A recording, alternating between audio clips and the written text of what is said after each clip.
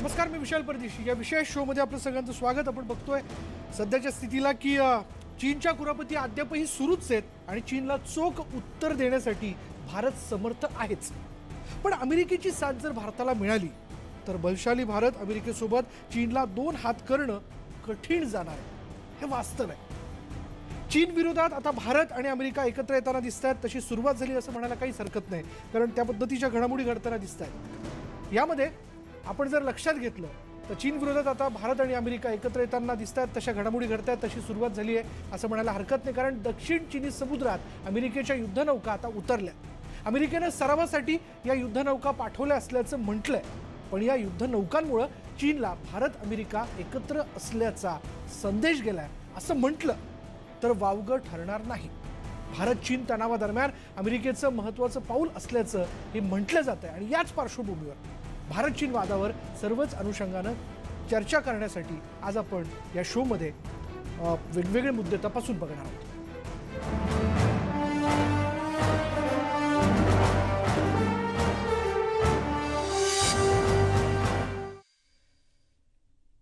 आजच्या या मुद्द्याला घेऊन आपल्याबरोबर चर्चा करण्यासाठी आहेत नौदल अभ्यासक डॉक्टर प्रियनाथ घोष, त्याचबरोबर अरविंद गोखले सर देखील थोड्याच वेळात आपल्यासोबत असणार आहेत. पण माझा सहकारी अमेय चुंबळे देखील, जो या सगळ्या घडामोडींचा विशेष करून अभ्यास करत असतो, तोही आपल्याबरोबर बोलण्याकरता. सुरुवातीला मी प्रियनाथ घोष यांच्याकडे जाणार आहे.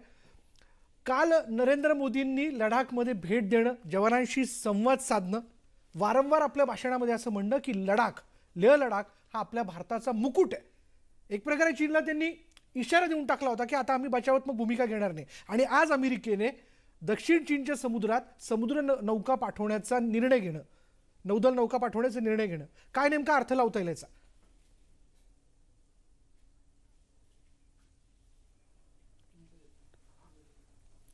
मला याबद्दल बोलायचे तर मी ये नक्की बोलू शकतो, it is a remarkable step on the part of India.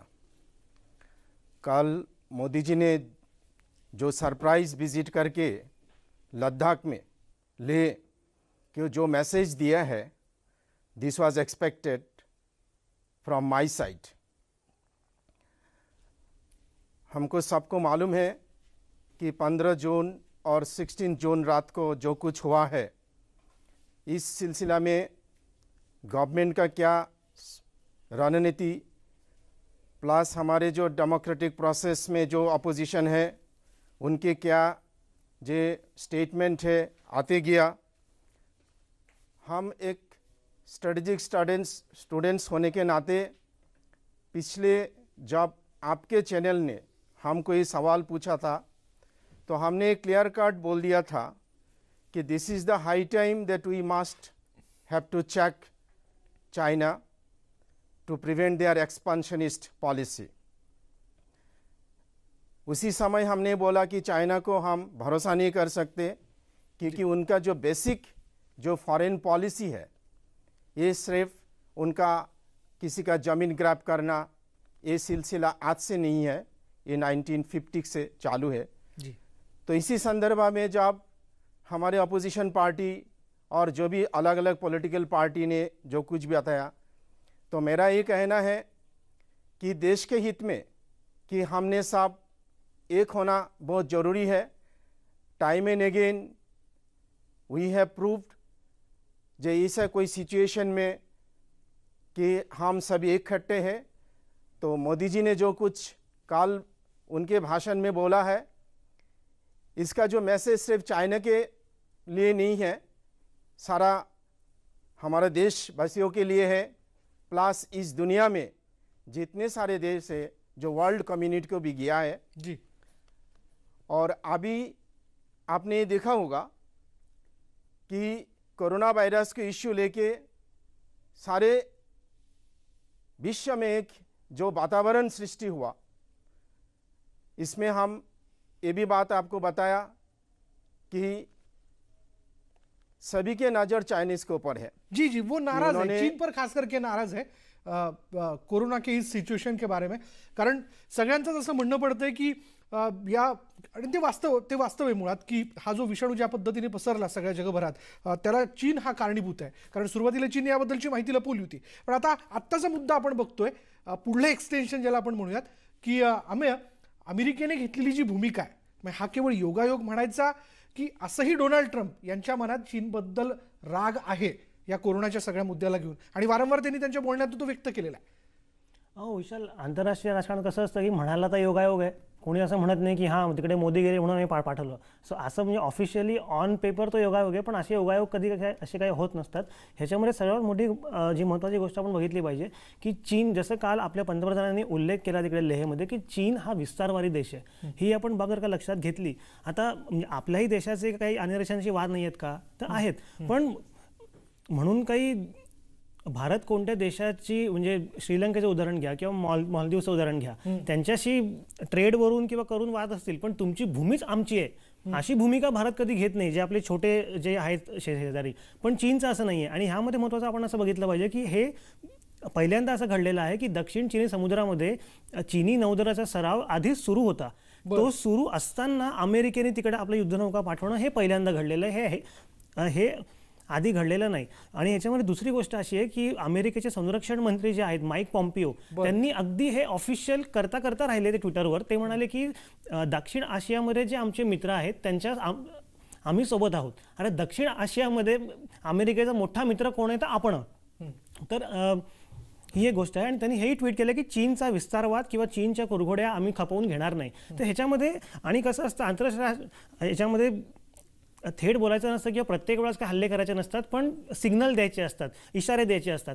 तर गुरुवारी आपले पंतप्रधान लेहमध्ये जातात आणि शुक्रवारी अमेरिका आपल्या युद्धनौका इथे पाठवतो. ह्याच्यामुळे नक्कीच चीनला मोठा संदेश गेलेला आहे की ह्याच्या आधी काय झालं ते आपण नंतर बघू, पण ह्याच्या पुढे तुमचा जो हा विस्तारवाद आहे, हे जे विनाकारण कोणतं तरी कुरापती उकरून काढण्याचा जो स्वभाव आहे, तो ह्याच्या पुढे खपवून घेता जाणार नाही. आणि दुसरी गोष्ट आपण ह्यात ही बघितली पाहिजे की अमेरिकेमध्ये आता 4 ते 5 महिन्यांवर निवडणुका आलेल्या आहेत. आणि ट्रम्प यांच्यावर आधीच त्यांच्या माजी राष्ट्रीय सुरक्षा सल्लागारांनी आरोप केलेला आहे की ट्रम्प यांनी शी जिनपिंग यांच्याकडे मी पुन्हा निवडून या म्हणून मला मदत करा असं म्हटलं होतं. आता ह्याच्यामध्ये ट्रम्प यांची ही गरज बनलेली आहे की मी चीनबद्दल किती परखड आहे, मी किती कडक भूमिका घेऊ शकतो हे मी दाखवू शकतो. परिस्थिती त्यांनाही सांभाळल्या जात नाही, आणि आपलंही कारण आहे.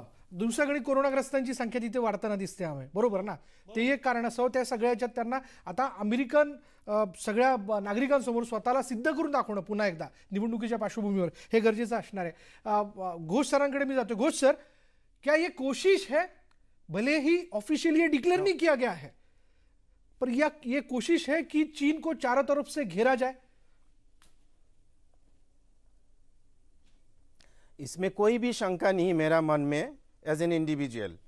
मैं आपके जॉब चैनल ने मेरे को पूछा था तो मैंने क्लियर कट बताया कि this is the high time that we must demonstrate our national power.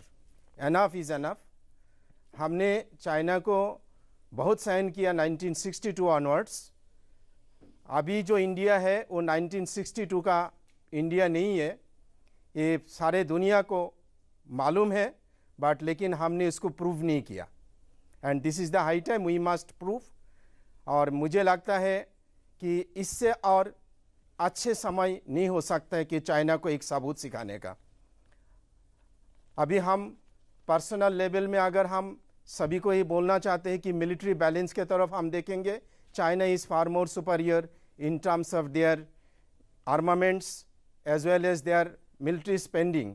लेकिन इसमें एक्चुअली हमको कोई घबराने का ज़रूरत नहीं है. हमारा जो प्लस पॉइंट है, हमारा जो कॉम्बिनेशन है एक आर्म फोर्सेस एंड मशीन, उसको चाइना मुकाबला कर ही नहीं सकते. और मेरा कहने का मतलब है चाइना हमेशा ऐसा करते रहेंगे और हम कितना बार इसको टॉलरेट करेंगे. 15 जून 16 जून को हमारा 20 जवान को उन्होंने मार दिया. ठीक है, हम लोग मरते हमने मरे, लेकिन अगर हमने एक जगह पे उनको एक सिग्नल नहीं दिया कि दैट 1962 का इंडिया आज नहीं है, हमारा सब कुछ बदल गया. इंडिया अगर उनका जो रिसोर्सेस है उसको प्रॉपरली मोबिलाइज किया है तो इसमें मेरा मन में कोई डाउट नहीं है कि within a decade time that India can become ये एशिया में सबसे ज़्यादा largest power, we can supersede. अभी इसको हमने प्रूव करके दिखाया। हमारा जो पंत प्रधान जी है उन्होंने 59 ऐप को बंद कर दिया। क्या हुआ? हम लोग थोड़ा दिन सहन करेंगे, अगर हमारे जो टैलेंट है उसको हमने एक्सप्लॉइट किया है, हम हर एक समस्या का मुकाबला कर सकते हैं। We have to actually live with our own pride, dignity and honour. इनको बर्दाश्त करने का कोई सवाल ही नहीं आता है अभी। उनको पीछे जाना ही पड़ेगा। अगर पीछे नहीं जाता है तो India must take an offensive action against China. This is my personal, बिलकुल आपण ऍक्शन घेऊ शकतो। आपण कधी बचावात्मक पवित्रा घेणार नाही गोष्ट सर, यात कोणत्याही प्रकारची शंका नाही।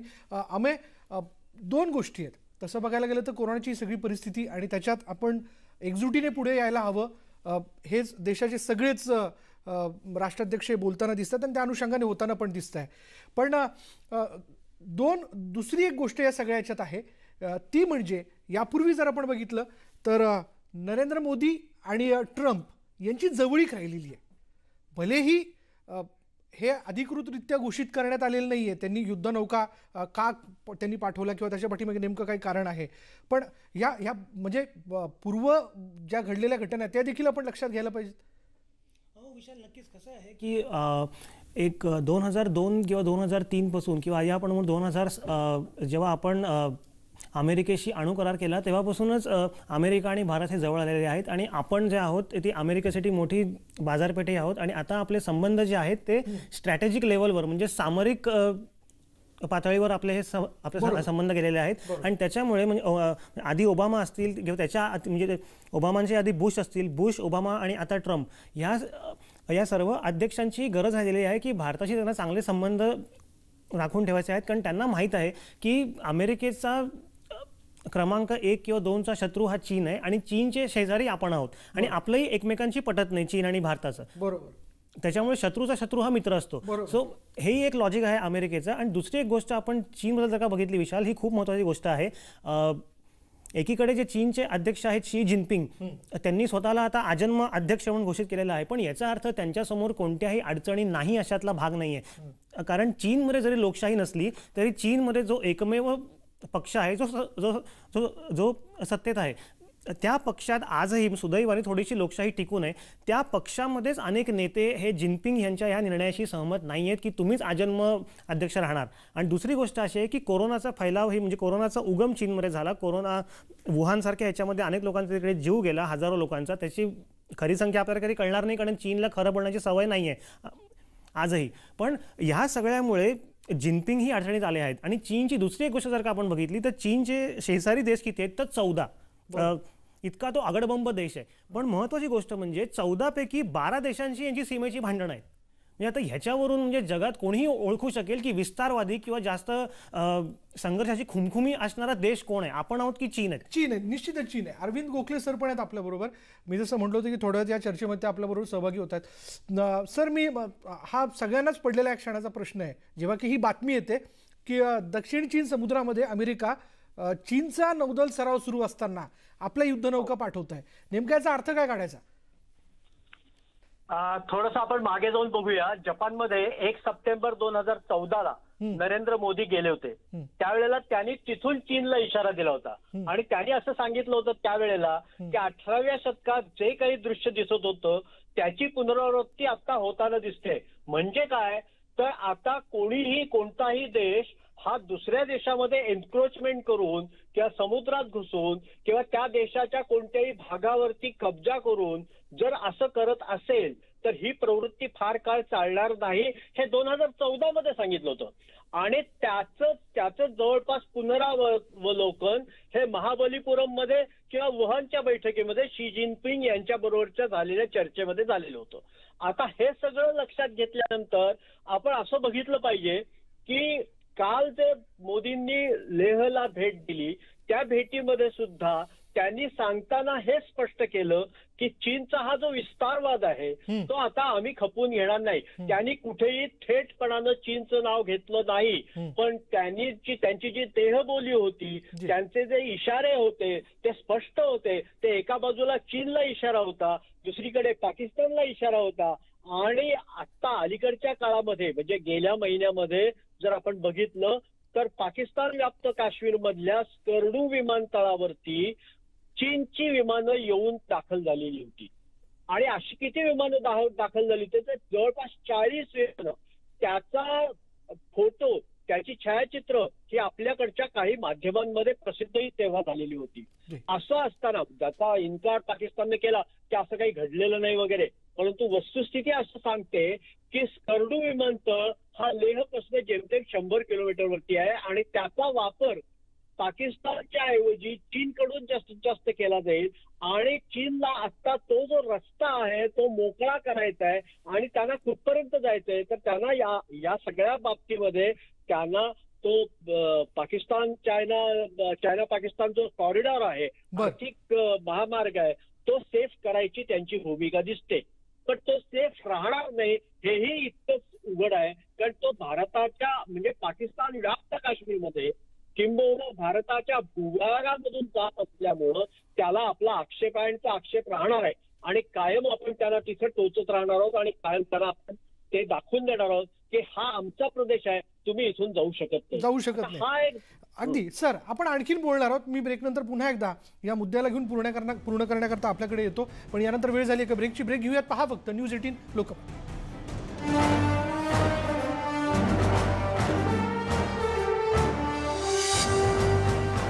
आणि आपण चर्चा करतोय आजच्या अमेरिकेच्या भूमिकेबद्दल. अमेरिकेने आपल्या युद्धनौका ज्या आहेत त्या दक्षिण चीन समुद्रात पाठवलेल्या आहेत, जेव्हा की चीनच्या युद्धनौकांचा तिथे सराव सुरू आहे. नेमका या भूमिकेचा काय अर्थ काढायचा, त्याच्या वेगवेगळ्या बाजू आपण तपासून बघतोय. मी गोखले सरांकडे पुन्हा जातोय. सर, आपण ब्रेकपूर्वी आपला मुद्दा पूर्ण करत होतात. म्हटलं होतं की चीनला हा जो त्याचा विस्तारवाद आहे जो दक्षिण चीन समुद्रामध्ये सुद्धा सगळ्यांना दिसतोय, म्हणजे फिलिपाईन्स पासून ते व्हिएतनाम पर्यंत सगळ्यांना दमात खेळण्याची भूमिका ही चीननं आतापर्यंत बजावलेली आहे. इतकंच नव्हे तर चीनला आपण सध्या आपल्या व्हिएतनामला सध्या आपण तिथल्या समुद्रामधून तेल काढून देण्याचं काम करतोय. आपली ONGC तिथं मोठ्या प्रमाणावरती हे काम करतेय. तर भारतानं हे काम करता कामा नये अशा तऱ्हेचा आक्षेप चीननं यापूर्वी घेतलेला होता. त्यानंतर व्हिएतनामला त्यांनी दबात घेतलं की तुम्ही हे काम भारताला देता कामा नये आणि हे काम तुम्ही करता कामा नये. अशा तऱ्हेची भूमिका घेऊन दुसऱ्या देशांना त्यांच्या समुद्रामध्ये त्यांनी काय करावं हे सांगण्याचा प्रकार हा चीननं आतापर्यंत अनेकदा केलेला आहे, अनेक देशांबरोबर केलेला आहे. म्हणूनच काल जेव्हा पंतप्रधान नरेंद्र मोदी यांनी ज्या पद्धतीने सांगितलं की विस्तारवादाचे दिवस आता संपलेले आहेत, विकासाचे दिवस आहेत, पण चीनला असं वाटतं की विस्तारवादातूनच आपल्याला विकास करता येऊ शकतो आणि त्या तऱ्हेनं त्यांनी हा विकास हा विस्तारवादातून घडवण्याचा प्रयत्न केलेला आहे. पाकिस्तान बाबतीत सुद्धा ग्वादारपर्यंतचा जो रस्ता तयार करतायत तो सरळ सरळ या पद्धतीचा विस्तारवाद आहे की तिथपासून आपल्याला सगळ्या सोयीस्कररित्या सगळ्या गोष्टी मिळवता येतील. किंबहुना ग्वादार बंदराचा परिसर जो आहे तो जवळपास 40 चौरस किलोमीटरचा प्रदेश आहे. हा प्रदेश हा चीननं व्यापलेला प्रदेश आहे. तिथं चीनी सैनिक रेग्युलर या रस्त्याचं रक्षण करताना दिसत आहेत. अशा वेळेला दक्षिण चीनच्या समुद्रामध्ये जर अमेरिकेनं आपल्या युद्धनौका हलवल्या असतील आणि आपल्या युद्धनौका तिथे नेऊन ठेवल्या असतील तर त्यात गैर काहीही नाही, कारण त्यांना फक्त धमकीचीच भाषा समजते. त्यांना तो इशारा हा कळावा लागतो आणि त्या कळवण्यासाठी ज्या पद्धतीनं शी जिनपिंगनं आता आपला विस्तारवाद वाढवलेला आहे, विस्तारवादाच्या भूमिकेतून विकास करू असं दाखवून दिलेला आहे, त्याला हा एक प्रकारचा इशारा आहे आणि तो अमेरिकेनं दिला. ही गोष्ट चांगली आहे. अमेरिकेचे आपले संबंध अलीकडच्या काळामध्ये पुष्कळ सुधारलेले आहेत आणि ट्रम्प यांच्यामुळं मला तर असं वाटतं की ट्रम्प यांच्यामुळं आता आपल्याला हे सहज साध्य होण्याची शक्यता आहे. जरी ट्रम्प वरकरणी असं म्हणाले असतील की भारत चीन यांच्या मधल्या संघर्षामध्ये आम्ही त्यांना मदत करायला तयार आहोत, आम्ही बोलणी घडवून आणायला तयार आहोत, त्याची आवश्यकता नाही असं चीननेही सांगितलं, आपणही सांगितलंय. परंतु त्यामागचं इंगित खऱ्या अर्थानं असं आहे की आम्ही भारताच्या पाठीमागे उभे आहोत हे लक्षात ठेवा. हे सांगण्यासारखाच एक भाग हा ट्रम्प यांनी बजावलेला आहे असं मला वाटतं आणि तो एक इशारा वेगळ्या तऱ्हेचा इशारा आहे असं सांगावं लागेल. अमेय, या सगळ्या याच्यामध्ये म्हणजे जर अमेरिका आपल्या बरोबर आहे आणि त्या पद्धतीने जर या सगळ्या घडामोडी घडतायत तर चीन याकडे कसं बघेल? जसं आता सर सर म्हणाले की कसं आहे की चीनचं हे सगळं उपद्रव मूल्य सुरू आहे. कारण जर का तू बघितलंस की अमेरिका असो, जर्मनी असो, फ्रान्स असो, हे देश कसे हे देश स्वतःचा विकास करून बलाढ्य झालेत. पण चीनचं कसं आहे, चीनचा उपद्रव माजून त्यांचा विकास करायचा जो काही मार्ग सुरू आहे त्याच्यामध्ये कुठेतरी आपल्याला हा खोडा घालावा लागणार आहे, त्याचा अंत आपल्याला करावा लागणार आहे. आणि ह्याच्यामध्ये आपण जर का पाहिलं तर चीन जसं काल जर का तू पाहिलंस की मोदीजी जेव्हा तिकडे गेले होते, काही तिकडून ते निघायच्या आत चीनची प्रतिक्रिया आली. म्हणून जसं आता सर म्हणाले की चीनला जी भाषा कळते त्या भाषेतच त्यांना हे सांगावं लागेल. कारण ते वुहान समिट आणि या समिट वगैरे ते सगळं ठीक आहे, ती सगळी ट्रॅक 1 आणि 1.5 आणि ट्रॅक 2 डिप्लोमसी ही सुरू असते आपल्या लेवलवर. पण शेवटी हे जे देश आहेत की पाकिस्तान, चीन यांच्याशी त्या भाषेतच बोलावं लागतं. आणि दुसरी गोष्ट अशी आहे याच्यामध्ये की जर का अमेरिका आता आपली साथ देते आहे तर भारताला कुठेतरी भूमिका घ्यायची वेळ आली किंवा बाजू घ्यायची वेळ आली तर नरोवा कुंजरोवा हे धोरण कुठेतरी आत्ता सोडावं लागणार आहे. कारण भारताचं कसं होतं बऱ्याच वेळा, आणि हे आधीही झालेलं आहे की संकटकाळी आपण मित्रांची मदत घेतो, पण शेवटी ते मित्र जेव्हा म्हणतात की आता आमचे काही वेगळे वाद सुरू आहेत, असो आता तुम्ही बाजू घ्या, तर तेव्हा भारत कधी कधी असं म्हणतो की नाही आम्ही कोणाच्याच बाजूने नाही. हे आता चालणार नाही. कारण आपल्याला जर का अमेरिका आणि हे जे बलाढ्य देश आपल्या बाजूने हवे असतील तर ते जेव्हा इंटरनॅशनल प्लॅटफॉर्म्सवर त्यांची काही भांडणं असतात किंवा वाद असतात किंवा संयुक्त राष्ट्रामध्ये भूमिका घ्यायची जेव्हा वेळ येते तेव्हा भारतालाही भूमिका घ्यावी लागेल. आणि भारतालाही हे दाखवावं लागेल की चीन विरोधात आम्ही ही भूमिका घेऊ शकतो, जे आपण आता फर्स्ट टाइम केलं जेव्हा चीनच्या विरोधात आता आपण संयुक्त राष्ट्रामध्ये जे स्टेटमेंट केलं की हाँगकाँगमध्ये जे सुरू आहे त्याच्याबद्दल आम्हाला चिंता आहे. आणि हे भारताने पहिल्यांदा केलं. आणि पण ते पण कधी केलं, यापूर्वी ते कधीच बोललं नव्हतं. अगदी थोडक्यात सर, मेरे पास घोष सर समय कम है. अभी जिस प्रकार से एक्टिविटी हो रही है तो अगला अंदाजा क्या लगाया जा सकता है? नहीं, अंदाजा जो लगाना है हमारे लिए माने राष्ट्र का हित में, ये हमारे लिए बहुत अच्छी बात है. आपने देखा होगा 1971 वॉर में जब हमारा ट्रेडिशनल जो फ्रेंड है सोवियत यूनियन ने हमारे साइड लिए थे, अमेरिका ने पोज किया था अगेंस्ट इंडिया, लेकिन उसका जो इक्वेशन है ये पूरा बदल चुका है. आपने देखा होगा अभी पिछले 3 सालों में मोदी जी ने जैसा अलग अलग जगह में जाके उनका पर्सनल रेपो जो एस्टेब्लिश किया, प्लस हमारा इंडिया को जो प्रोजेक्शन मिला है, तो अमेरिका को भी ज़रूरत है. बिकॉज हमने ये देखना है स्ट्रेटेजिक इम्पॉर्टेंस के हिसाब से अगर Indian ocean region, Indo Pacific region हम देखेंगे तो जैसे कि अमेरिका को भी उनको बहुत ज़रूरी है कि चाइना का जो एक्सपांशनिस्ट पॉलिसी जो है, जो विस्तारवाद पॉलिसी है, तो अमेरिका भी कोई पसंद नहीं है, क्योंकि उनके नेशनल इंटरेस्ट के लिए एक्चुअली इंडिया को साथ में लेके उनको कहाँ तो भी चेक देना है. तो ये हमारे लिए भी अच्छी बात है कि अभी जैसे कि जापान ने हमको बोल दिया, बहुत सारे कंट्रीज़ ने बोल दिया कि अगर चाइना ने उनका अपना स्टेटस को मेंटेन नहीं किया तो फिर डिप्लोमेटिक लेवल में अगर ये कुछ सोल्यूशन नहीं निकालता है तो they are open to support India. और मुझे लगता है कि इंडिया ने ये बहुत सही समय में एक्चुअली चाइना के खिलाफ ये करना चाहिए, एक स्ट्रांग एक्शन लेना चाहिए. अगर वो गलवान वैली से वो पीछे नहीं हटा, बिल्कुल कि ये तो एक्चुअली चाइना ने जो हमारे साथ एक्चुअली धोखाधड़ी किया है, जब डिस्केलेशन के नेगोशिएशन प्रोसेस चालू है तो उन्होंने उनका ट्रूप्स भेज दिया. बिल्कुल. आणि आता या सगळ्याच्यातनं एक तर प्रामुख्याने लक्षात येतंय की विस्तारवादाची भूमिका चीनची ही कोणालाही मान्य नाही, जगातल्या कुठल्याच देशाला ती मान्य असूच शकत नाही. आणि त्या अनुषंगाने आता अमेरिकेने देखील आपली भूमिका स्पष्ट केलेली, भले त्याबद्दलची अधिकृत घोषणा त्यांनी केलेली नाही आहे, पण ह्या ॲक्टिव्हिटी ज्या आहेत, त्या हालचाली ज्या आहेत त्या आता सुरू झालेल्या आहे असं आपण निश्चितपणे म्हणू शकतो. आपल्या सगळ्यांचे धन्यवाद या सगळ्या मुद्द्याला घेऊन फार छान पद्धतीने आणि आम्हाला आवश्यक असं विश्लेषण आपण केलं. यानंतर इथेच थांबूयात. पहा फक्त न्यूज 18 लोकमत.